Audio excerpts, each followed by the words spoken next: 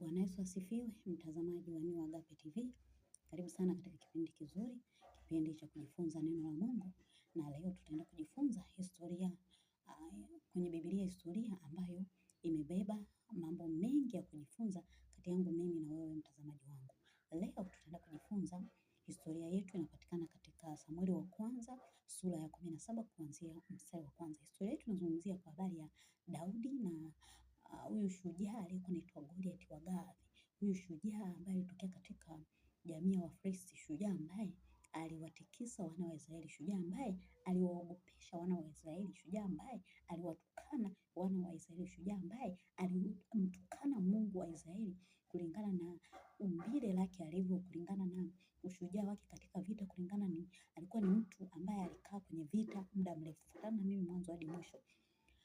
Maandiko yanasema katika Samueli wa kwanza, Wafilisti wakakusanya majeshi yao kwa sababu kipindi kile walipokuwa wakipigana, wana wa Israeli walipokuwa wakipigana na Wafilisti walikusanyika katika bonde na Wafilisti wakakusanyika katika bonde, alafu katikati kukawa kama kuna uwazi ambao wanapopigana vita, bonde la huku likitokea na bonde la huku, wanapopigana vita wanakusanyika ili mashambulizi yaendelee. Lakini maandiko yanasema hivi, Wafilisti wakakusanya majeshi yao, wakaweka kambi kwa ajili ya kufanya maandalizi, kwa ajili ya kujipanga, kwa ajili ya kushindana na wana wa Israeli. Lakini pia wana wa Israeli wakakusanya majeshi yao, na kipindi hicho mfalme alikuwa ni Sauli.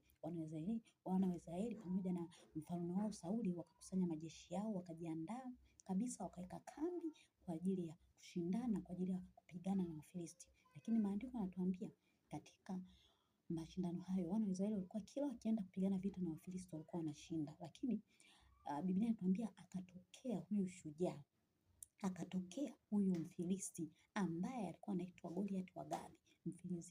Mfilisti huyu alikuwa ni lijitu, yaani alikuwa akisimama kwa muonekano wake tu, alikuwa akitisha. Maandiko yanasema urefu ulikuwa 6 lakini alikuwa ana chepeo hapa kifuani kwake. Alikuwa amekamilika kwa habari ya kupigana vita. Ni lijitu ambalo lilikuwa likiwatisha sana wana wa Israeli. Yaani wana wa Israeli walikuwa wakisimama naye kwa urefu alikuwa nao, walikuwa wanaishia kwenye wengine kwenye kiuno. Yaani alikuwa ni mtu mrefu, mtu ambaye alikuwa akiwatishia, mtu ambaye alikuwa akijigamba, mtu ambaye alikuwa akijivuna. Sasa maandiko yanatuambia yule Mfilisti alikuwa na tabia, anaondoka asubuhi, anapanda mlimani, akiangalia kambi ya wana wa Israeli walipoweka majeshi yao, alikuwa akiwatukana wana wa Israeli, akimtukana Mungu wa wana wa Israeli. Anakuambia hivi, yoyote ambaye anaweza, alikuwa akijigamba, alikuwa akifanya majivuno, alikuwa akiwatishia wana wa Israeli. Anasema yoyote anaweza kushindana na mimi, yoyote anaweza kupigana na mimi, kama mtatushinda, kama jeshi la Israeli mtatushinda, sisi tutakuwa watumwa wenu, na kama tukiwashinda mtakuwa watumwa wetu. Kwa wana wa Israeli wakawa wamekaa pale kwenye kambi wanatafakari ni namna gani wanaweza kupambana na huyo Mfilisti. Siku ya kwanza akawatukana hivyo na akajigamba hivyo, akarudi asubuhi, na maandiko yanatuambia ilikuwa ni kawaida yake asubuhi kwa jioni.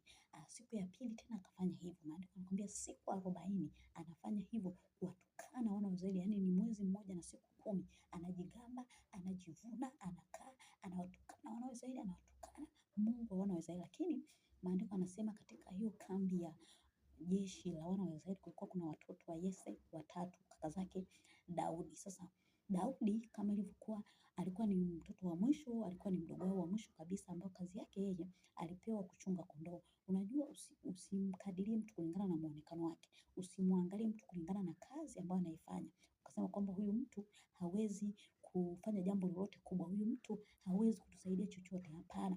Daudi kilichomsaidia kwa sababu alikuwa akimwamini Mungu, na Mungu alikuwa akimtumia Daudi kwa viwango vikubwa sana kwa ajili ya kuaibisha maadui zake, kwa ajili ya kumwaibisha yoyote ambaye alikuwa kinyume na Mungu. Kwa hiyo Mungu alikuwa anamtumia mtumishi wa Mungu Daudi kwa ajili ya kufanya hivyo.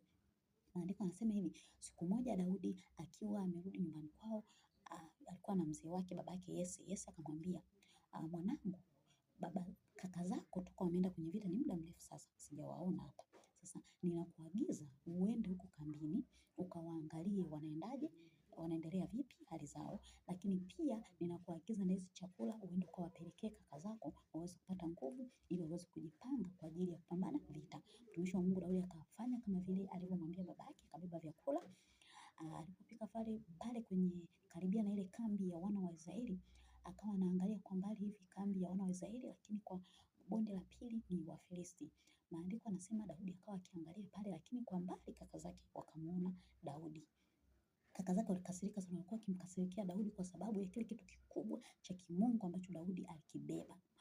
Nisikilize mtazamaji wangu, kama una kitu kikubwa cha kimungu, familia yako haiwezi kukupenda. Kama una kitu kikubwa cha kimungu, ndugu zako hawawezi kukupenda. Kama una kitu kikubwa cha kimungu, ukoo wako hawawezi kukupenda. Kama una kitu kikubwa cha kimungu, jamii haiwezi kukubali, lazima itakunyanyapaa, lazima itakusumbua, lazima itakutesa, lazima itakutenga. Ndivyo